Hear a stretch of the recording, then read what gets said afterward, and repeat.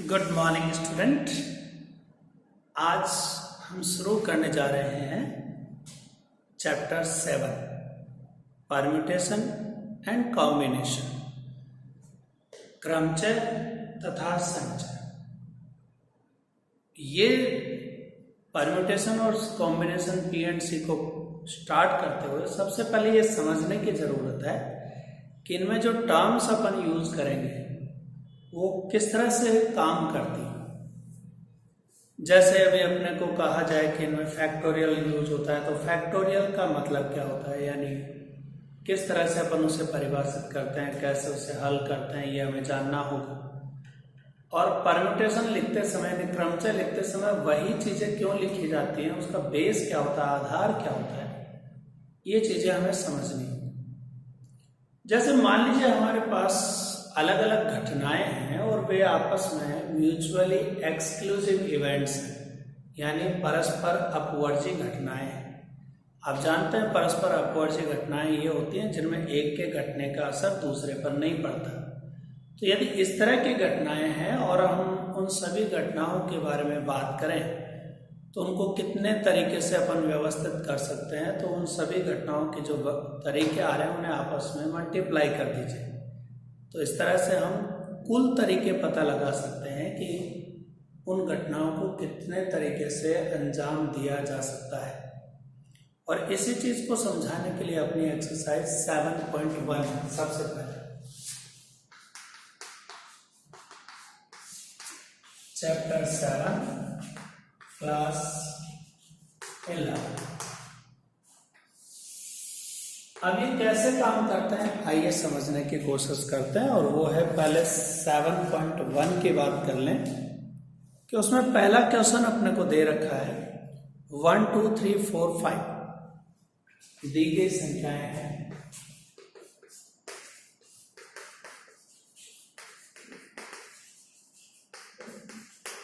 The given numbers are 1 2 3 4 5।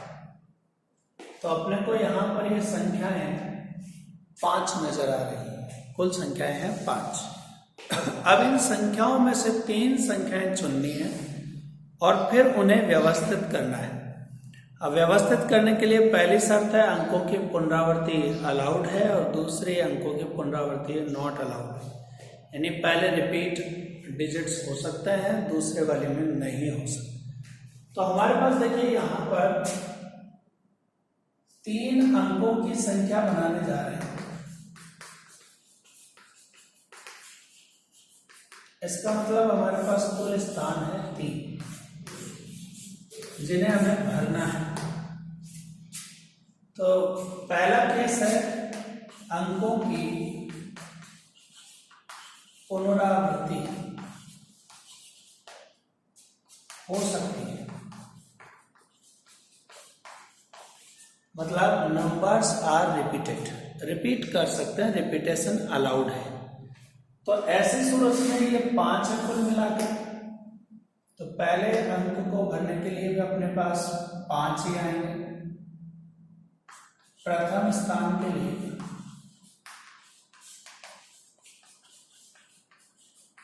5 option, second के लिए भी 5 ऑप्शन और थर्ड के लिए भी 5 ऑप्शन। यानी यहाँ भी 5 तरीके से भरे जा सकते हैं, इनमें कोई सा भी हम चुन सकते हैं। यहाँ भी 5 तरीकों से भरा जा सकता है, यहाँ भी, यानी हो सकता है तीनों जगह 2 2 2 लिखते हैं, 3 3 3 लिखते हैं, रिपीटेशन अलाउड है। इसलिए अपन कहते हैं कुल तरीके अपने को चाहिए, तो इन तीनों का गुणा करना है क्योंकि ये स्वतंत्र है, एक दूसरे पर डिपेंड नहीं कर रहे। तो ये तो हो गए जब अंकों की पुनरावृत्ति हो सकती है, उसका जवाब है। अब मान लीजिए ये कह दे कि अंकों की पुनरावृत्ति नहीं हो सकती, सेकंड केस।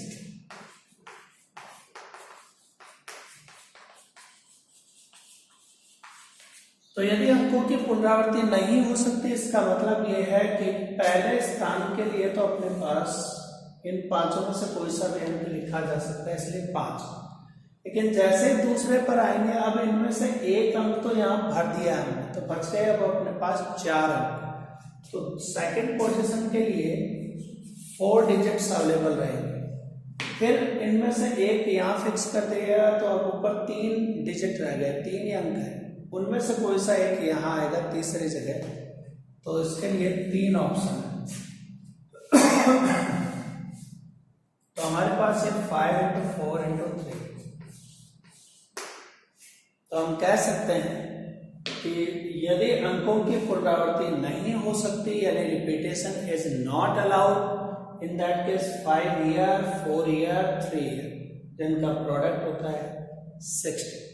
तो ये हम इस तरह से अंकों की पुनरावृत्ति होने या नहीं होने पर क्वेश्चन को समझकर सॉल्व करते हैं। अब इसी का दूसरा क्वेश्चन ले लेते हैं। दूसरे क्वेश्चन में अपने को दे रखा है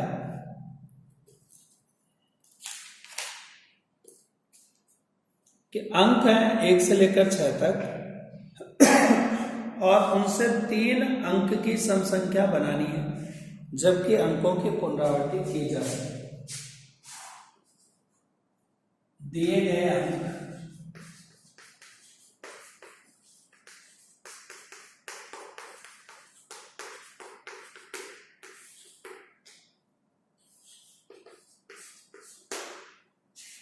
इनसे बनने वाली संख्या सम होनी चाहिए।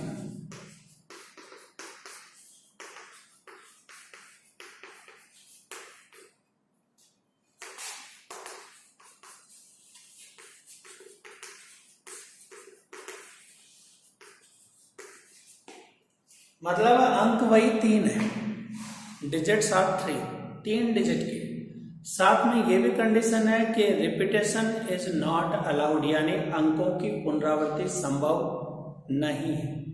साथ में ये भी कहा गया है कि वो सम संख्या भी होनी चाहिए। तो हमारे पास वो 3 स्थान है। तो इकाई का स्थान भरने के लिए हमारे पास सिर्फ 3 ऑप्शन बचते हैं, क्योंकि सम संख्या होने का मतलब है कि इकाई स्थान पर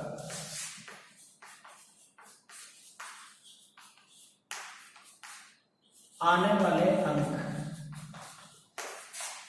3 में से कोई सा आएगा, या तो 2 या 4 या 6। तो हमारे पास 3 ऑप्शन बनते हैं इसके लिए। अब यदि रिपीटेशन अलाउड है या नहीं, लेट्स सी। अंकों की पुनरावृत्ति की जा सकती है, यदि कर सकते हैं तो उसका जवाब यहां पर इन 6 में से कोई सा भी अंक आ सकते हैं। यदि अंकों की पुनरावृत्ति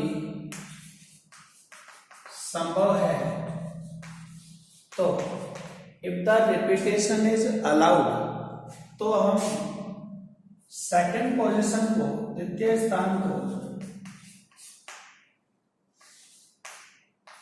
भर सकते हैं 6 तरीके से, और तृतीय स्थान को भी भर सकते हैं 6 तरीके से। यानी इनमें से कोई सा भी आ सकता है, कोई सा भी है, रिपीटेशन अलाउड है। तो कुल तरीके 6 × 6 × 3, यानी ये 6 और वो 3, और इनका आपस में गुणा 108। लेकिन यदि अभी यही कह देता कि इसमें रिपीटेशन अलाउड नहीं है, तो क्या करते हैं? तब अपने पास, ये तो फर्स्ट पार्ट नहीं है, अब मैं सेकंड पार्ट में ये पढ़ाने जा रहा हूं, समझाने जा रहा हूं कि if repetition is not allowed,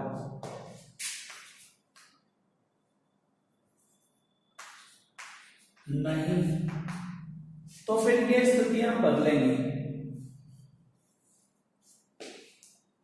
इनमें से एक अंक तो यहां फिक्स हो गया। अब अपने पास रह गए हैं 5 डिजिट, तो 5 अंक यहां आएंगे, उनमें से भी एक यहीं रह जाएगा, यानी द्वितीय स्थान को भरने के लिए 5 ऑप्शन, लेकिन उनमें से एक यहां बच गया। तो अब दूसरे स्थान को भरने के लिए अपने पास है थर्ड पोजीशन के लिए 4 ही बचे। तो कुल तरीके हो गए 5, 4, 3। यदि रिपीटेशन पॉसिबल नहीं है पॉसिबल है तब वो पिछला आंसर 108। इस तरह से क्वेश्चन नंबर 2 सॉल्व होगा।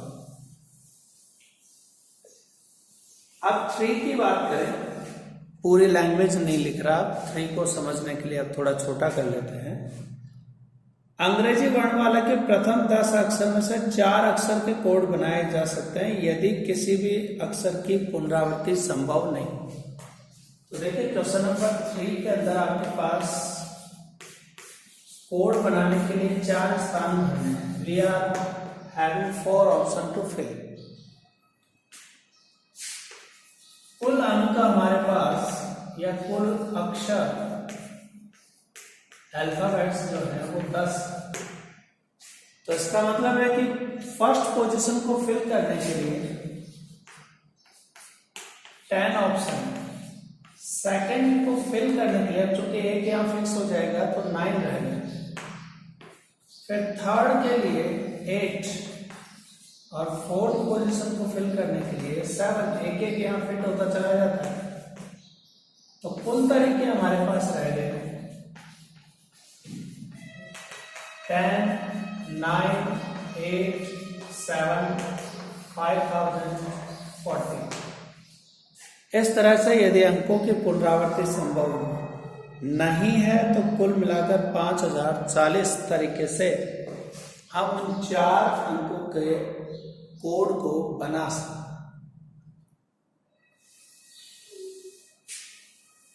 अब अगले क्वेश्चन की बारी आती है अपनी। फोर्थ, 0 से 9 तक के अंक हैं जिनमें कितने 5 अंक के नंबर बनाए जा सकते हैं, जबकि प्रथम 2 67 से ही आरंभ होने चाहिए और कोई भी अंक पुनरावृत्ति नहीं कर सकते। 0, 1, 2, 3, 4, 5, 6, 7, 8 और 9 कुल मिलाकर 10 अंक हैं और इनसे अपने को 5 की कोडिंग वाला नंबर चाहिए।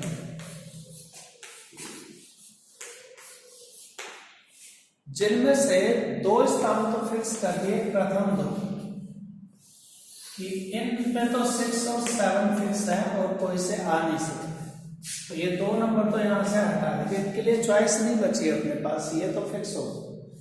अब एक्चुअली अपने को सिलेक्शन केवल 3 डिजिट का करना है, इन्हीं 3 का।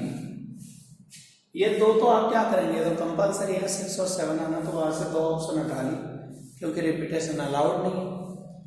तो अब ये थर्ड पोजीशन भरने के लिए यहाँ तो एक ही चांस था, यहाँ भी एक ही चांस था, तो आप चाहे तो यहाँ 1 और यहाँ 1 लिख सकते हैं और यहाँ कह दिया इसमें 6 आया हुआ है, यहाँ 7 आया। अब इनकी चॉइस ले लेते हैं।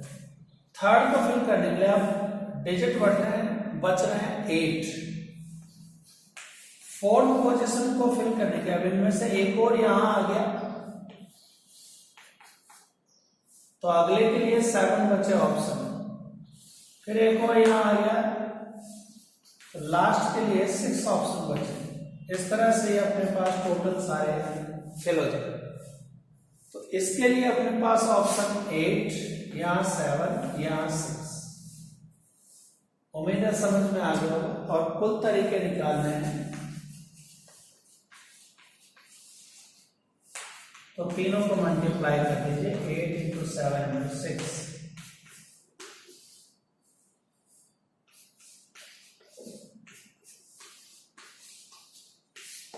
336। इतने तरीके से अपन वो 5 अंक का टेलीफोन नंबर बना सकते हैं। ये अपना क्वेश्चन नंबर 5 है। फोर्थ, तो इस तरह से अपन इसका चयन करें। आगे आप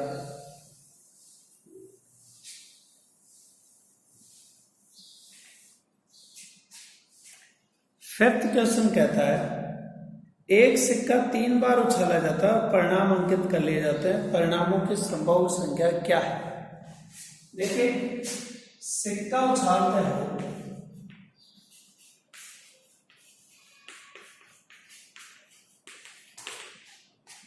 संभावित परिणाम दो होते हैं,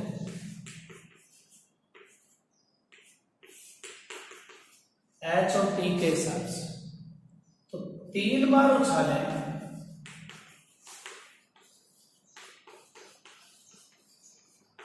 2 गुणा 2 गुणा 2 यानी 8 परिणाम मिलेंगे। किसी भी कॉइन को टॉस करते हैं तो या तो हेड आ सकता है या टेल, तो 2 पोजीशन बनती है यानी 2, एक बार उछालो। लेकिन उनको 3 बार उछालेंगे तो 2 × 2 × 2 यानी 8 रिजल्ट अपने को मिलेंगे। आपने पढ़े होंगे 10th क्लास प्रोबेबिलिटी में, H H H, H H T, H T H, T H H, इस टाइप से। ये अपना 5th क्वेश्चन था। अब 6th कहता है कि एक सिंबल बनाना है जो झंडों से मिलकर बनाना है और उसमें अपने पास 5 कलर के झंडे रखने हैं। कुल झंडे हमारे पास बनाने हैं और उनमें से 5 कलर है। तो पहला कलर चुनने के लिए फर्स्ट कलर ऑप्शन, पहला कलर चुनने के लिए हमारे पास 5 विकल्प है, क्योंकि वहां 5 अलग अलग रंग के कपड़े पड़े हैं, उनमें से एक उठा लो। और सेकंड जो है उस ऑप्शन को चुनने के लिए अब 4 है, क्योंकि रिपीटेशन अलाउड नहीं। तो कुल तरीके जो अपने आएंगे वो इन दोनों को आपस में गुणा करने से मिलेंगे। यानी अपन 20 तरीके से 2 कलर अलग अलग लेकर उनके झंडों का निर्माण कर सकते हैं। ये अपना इसका तरीका। अब फैक्टोरियल क्या होता है? फैक्टोरियल का मतलब होता है कि जब अपन संख्याओं को आपस में गुणा करते हैं, जैसे 1 2 3 4 5, 1 से 5 तक की प्राकृत संख्या नेचुरल नंबर्स को गुणा करें और उन्हें इस तरह से लिखें 1 2 × 3 × 4 × 5, तो इसी को फैक्टोरियल 5 कहते हैं, क्रम गुणित फैक्टोरियल। आप इसे इस रूप में भी दिखा सकते हैं, 5 के आगे साइन ऑफ, ये जो विस्मयादिबोधक चिन्ह है वो, उसको यूज। तो फैक्टोरियल 5 या वो लिखें फैक्टोरियल 5, दोनों ही तरीके हैं लिखने के। मैं इसका इस्तेमाल करूँ, आदत इसी से पड़ी हुई है इसलिए इसका इस्तेमाल करूँ। अभी जैसे आपसे कहा जाए फैक्टोरियल 6, तो 6 × 5 × 4 3 2 1, जब तक 1 नहीं आ जाए लिखते रहे। फैक्टोरियल 10 लिखना है तो 10 9 8 7 6 5 4 3 2 1 आपस में मल्टीप्लाई। इस तरह से फैक्टोरियल का अर्थ होता है। अब ये फैक्टोरियल काम कैसे करते हैं तो वो देखते हैं अपन। जैसे क्वेश्चन नंबर 1 है 7.2 एक्सरसाइज, इसका फर्स्ट का अपने को देखा है second part, factorial 4 minus factorial 3। तो फैक्टोरियल 4 यानी 3 × 2 × 1 और इधर 3 × 2 × 1, 4 3 जा 12 24 माइनस 6 18 आंसर। ये इसको हल करने का तरीका। ऐसे ही सेकंड में पूछा है कि क्या फैक्टोरियल 3 प्लस फैक्टोरियल 4 को अपन फैक्टोरियल 7 लिख सकते हैं, तो ये नहीं बराबर होता है, अलग अलग चीजें। इसका मतलब अभी आपने देखा 6 होता है, इसका मतलब आपने देखा अभी 24 होता है, और इधर फैक्टोरियल 7 की बात करें तो 840। तो इन दोनों का टोटल तो 30 बना है, जो इक्वल नहीं है 840। तो इसका मतलब इसको इस तरह से नहीं लिखा जा सकता। ये क्वेश्चन नंबर 2 हो गया अपना। अब जैसे इससे आगे वाले क्वेश्चंस की बात करें अपन, मान लीजिए आपको जैसे सॉल्व करना है इसमें 4th क्वेश्चन, जिसमें दे रखा है x की वैल्यू निकालो, जबकि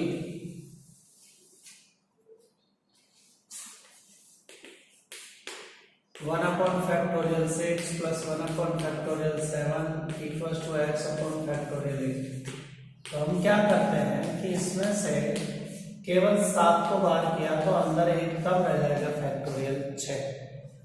इधर भी 8 को बाहर निकालने तो अंदर रहेगा फैक्टोरियल 7 को भी बाहर निकालने तो अंदर रहेगा फैक्टोरियल 6। अब आप देख रहे हैं फैक्टोरियल 6 सब जगह कट गया। यहाँ 1 अपॉन 1/7 रह गया, या x अपॉन 8 इंटू 7। एलसीएम ले लें तो 7 प्लस 1 8/7 है, और इधर x अपॉन 8 इंटू 7 है, तो 7 से 7 भी कट गया।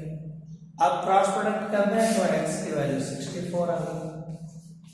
ये इसका जवाब हो गया। तो इस तरह से अपन इसे सॉल्व करते हैं। अब जैसे आपको इसी का 5th क्वेश्चन दिया है जिसके अंदर वैल्यू दे रखी है factorial n upon factorial n minus r।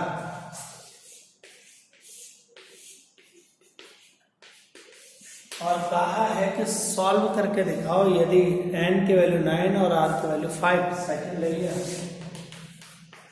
n 9 और r 5, तो पुट कर दें यहाँ फैक्टोरियल 9 अपॉन फैक्टोरियल 9 माइनस 5। अब देखिए इसमें से 9 बाहर निकालेंगे तो अंदर रहेगा 8, फिर उस 8 को भी बाहर निकाल लिया 7 को बाहर निकाला 6 को बाहर निकाला 5 को बाहर निकाला 4, और नीचे भी फैक्टोरियल 4। अब बच गए ये, इनका गुणा करने पर क्या आने वाला है तो वो लिख देते हैं अपन सीधे 15,120। ये इस तरह से सॉल्व किया जाता है। तो उम्मीद है आज आपको 7.1 और 7.2 दोनों समझ में आ गई होगी। Thank you.